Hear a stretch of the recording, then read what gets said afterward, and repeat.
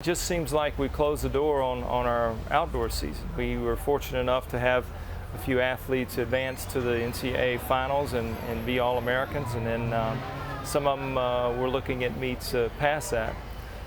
That was going to be my follow-up question, Coach. It seems like it just ended. Alex and Jonathan and them had great years.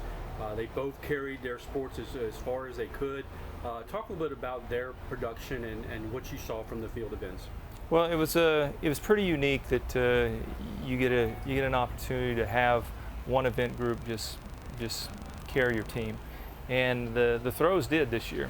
We've always been a throw-centric, if that's a word, type of institution. It's just it plays to our needs, and it's something that I think we can do well here at Southeastern. We've continued to enrich those event areas and put resources in that, and it certainly has paid big dividends. Visa, Alex, John, Misha, Brett Olson, people like that who are multi-conference champions and went on and did bigger things after that. No time for any time off. Here we are, a little less than 2 weeks. The kids will 2.5 weeks. The kids will be back on campus, getting ready to go through the paces. Practice will start out at the facility. Talk a little bit about what you expect when your teams return. Well, you know, we always expect excellence. We always expect the best, and for our young men and women to, one, leave with a ring before they get finished, and two, leave with a degree. And our standards are very high. We'll find out quickly in the fall season who's ready and up for that task. And we've thrown down the gauntlet this summer and let our young men and women know that the wind of change is coming. That third place finishes and middle of the pack finishes are not good enough. That it's time to take that next step. I was going to ask that. The wind of change 2 years ago, you brought home a couple of trophies. You displayed them on the counter there at the Dugas Center. Kids got their rings. This year, you went into you were hosting the tournament, and it looked promising there a little bit early, but then you kind of faded back just a little bit. As you said, you finished third. Not where you wanted to be, definitely. No. Without question. But what has to take place now as the competition has risen? What has to happen now to get back to where we were? Well, with 13 universities competing, the margins are very thin. I mentioned that last night in our Baton Rouge meeting. We had a few breaks that didn't go our way.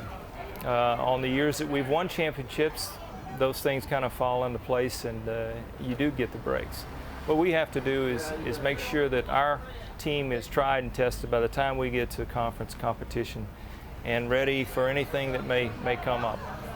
Do you sometimes, is it you want to pull your hair out that you coach a sport where a half point could mean the difference between a ring and a trophy and going home with your head soaking? Yeah, you know, but I think you could look to any sport and say that play made the difference, or that penalty cost us this. And in track, it's just so black and white. It's not subjective. Here it is. Your fastest person wins. Your furthest jump is going to win. Your throw is going to win. You know, when you're dealing with 18 to 22-year-old young men and women, things happen. And you know, there's grades, and there's life, and there's boyfriends and girlfriends, and things they're out of your control sometimes. We try and minimize that and mitigate as much as we can. Fortunately, I've got a great staff.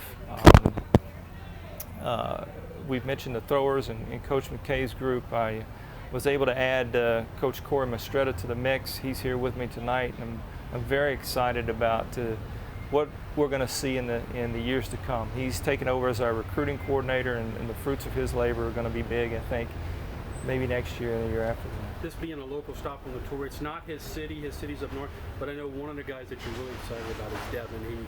He had a really good freshman year. Early events, he set the events on fire. He didn't do what he wanted to do or needed to do in that Southland Conference tournament, but I know having him 3 more years, just you wake up smiling. Oh, well, you do. You know, we recruited him. He was one of the best guys in the country, and as a freshman, he's one of the best guys in the country. As a collegiate freshman, he, you know, maybe I put a little more pressure than perhaps I should have, and I take some responsibility for that. But you know, when you recruit those type of athletes, you have great expectations. Having said that, he broke our school indoor record, he broke our school outdoor record, and there was an All-American that held those records. He had the best jump in the state of Louisiana this year. He made it to the first round of the Nationals.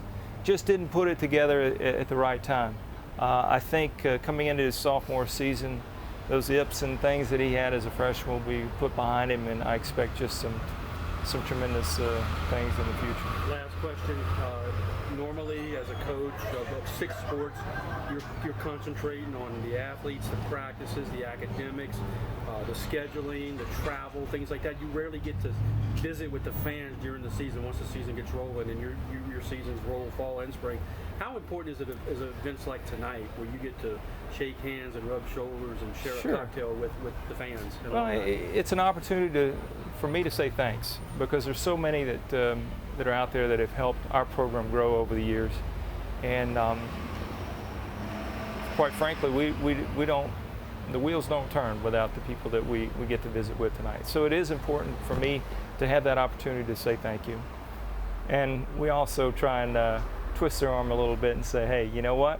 Thank you for what you've done, but we'd love for you to be involved more in the future. And that's what it takes. Not just the people that are here tonight, but their friends and their family and their network, for everything to happen for us in a positive way.